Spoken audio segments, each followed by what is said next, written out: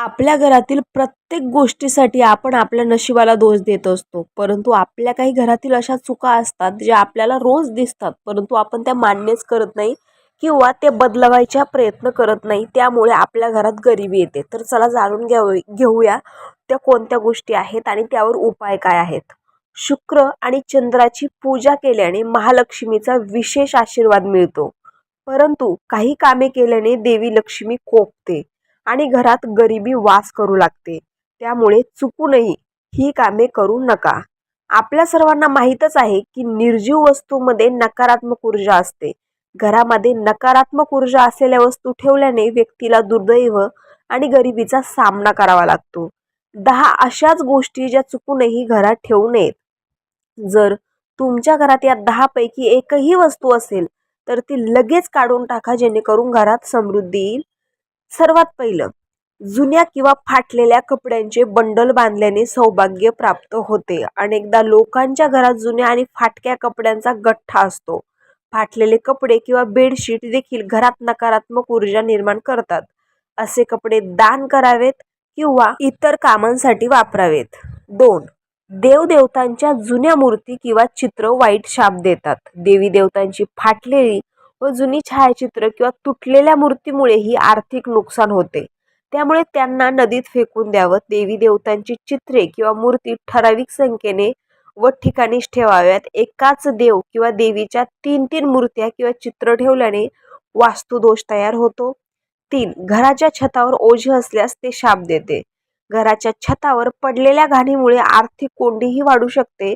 याचा विपरीत परिणाम कुटुंबाच्या समृद्धीवर होतो. देवघरावरही पसारा ठेवणे, घरावरही पसारा ठेवणे. घराच्या छतावर रद्दी किंवा अनावश्यक वस्तू ठेवू नका. याचा वाईट परिणाम कुटुंबातील सदस्यांवर होतो. याशिवाय पितृदोषही निर्माण होतो.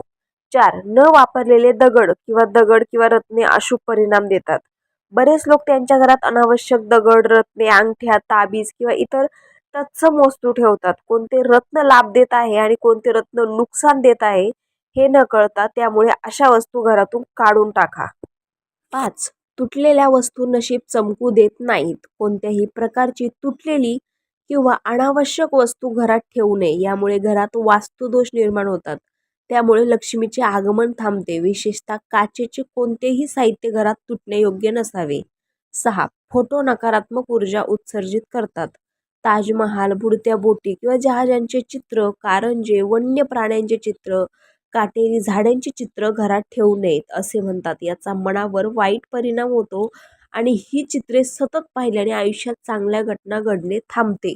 7. तुटलेल्या वॉर्डरोबमुळे नशीब कोपते. घरातील किंवा दुकानातील कपाट फोडू नये. तुटलेल्या कपाटामुळे पैशाचे नुकसान होते. याशिवाय काम करत नसताना कपाट नेहमी बंद ठेवा. कपाट विनाकारण उघडे ठेवल्याने सर्व प्रकारच्या कामात अडथळा येतो आणि पैसाही पाण्यासारखा वाहून जातो. 8. नशीब कोळ्याच्या जाळ्यात अडकते. घरामध्ये तयार झालेले कोळ्याचे जाळे ताबडतोब काढून टाका. हे तुमचं चांगलं दिवस वाईट दिवसात बदलू शकतात. स्पायडर वेबमुळे घर आणि दुकानात अनेक प्रकारचे वास्तुदोष निर्माण होतात.